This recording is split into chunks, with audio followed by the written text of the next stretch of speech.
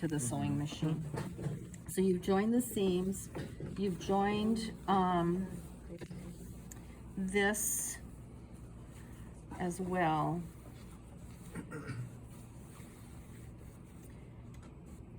And you're going to put together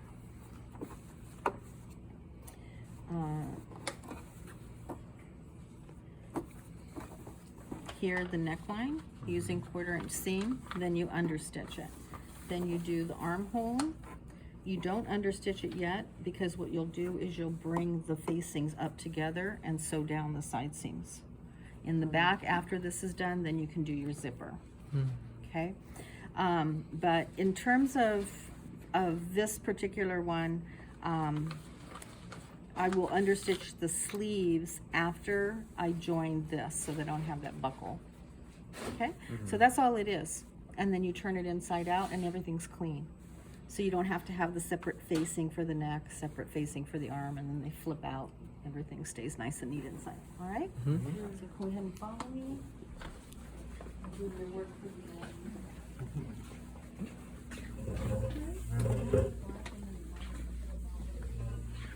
Is that all right? Yeah.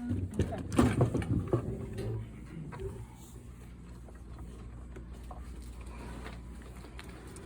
Where's the turn on this one? I think it's right here.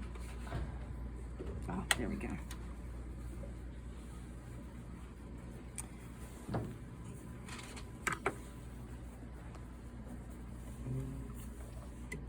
Okay, so 1/4 inch seam allowance.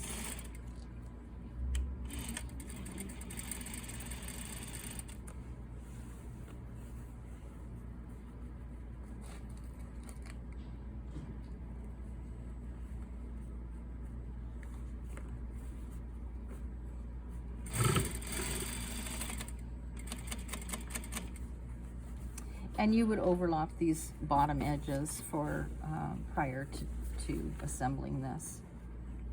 You could do a small rolled hem as well if you don't want to overlap, or pinking shears, whatever it is that you're finishing your seams with.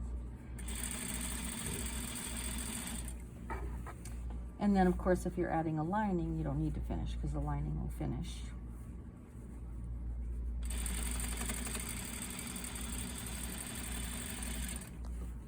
So anybody that's in my Tuesday sewing class will be doing this for the notebook, so you'll have an example as well, because usually if you just do it once, you don't remember the next time, right? I have a couple of opportunities to do this in class. But yeah, a lot of the answers on one of the quizzes was to finish different kinds of necklines with bias, which works some of the time, but usually facing is a higher quality to use. So, okay, and then before I do the armholes, I want to understitch this neckline.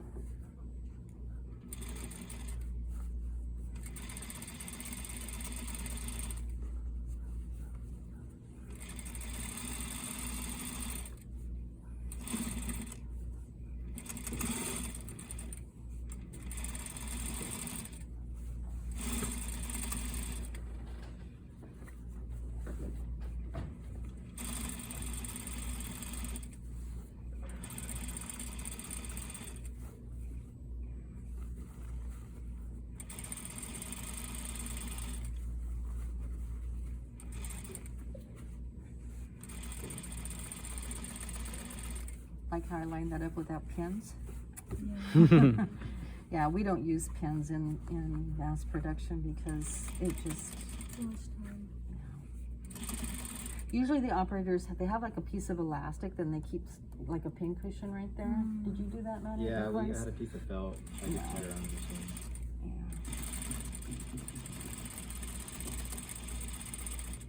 Okay.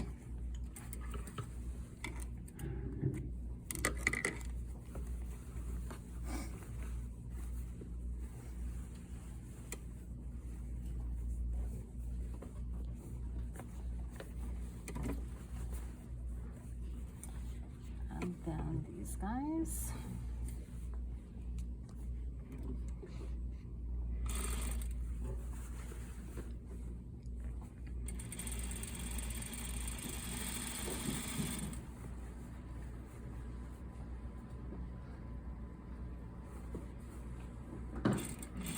job cutting, Brandy.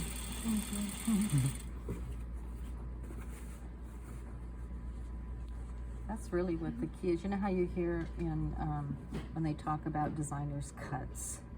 You know, the cut, that's the cut of the pattern, the cut of the material, how they manage that is so important. And sewing's important too, but if the cut's no good, then it doesn't matter how well you sew.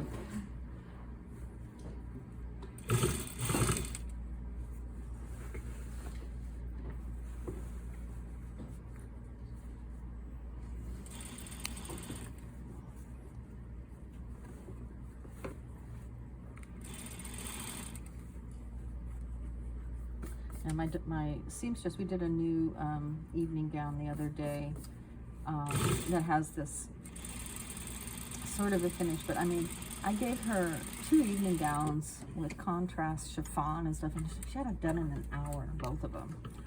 It's crazy how proficient they can become. Okay, so then, basically,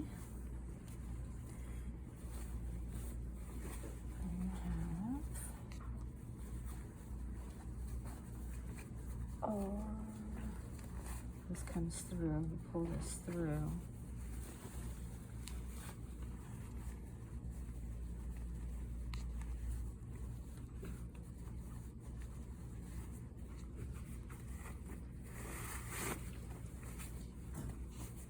And the same on the other side, of course. Here you repeat that. And then you have, this is all clean now. And your shoulder is all clean. And then these will come back together, and in order to get, you don't want to just like sew this together like a normal seam. You want to put these two face to face and sew down your side seam. So I'll go a little bit down and let you finish, but seam allowance is toward the facing, because eventually I'm going to go back in and understitch some of that. And this is a 1/2 inch seam allowance now instead of 1/4.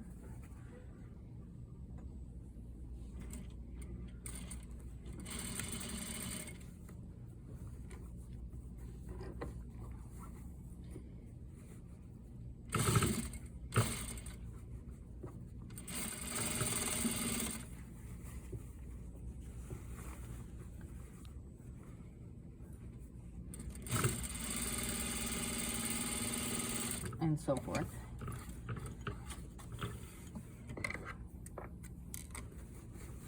Okay, and then now that's clean there.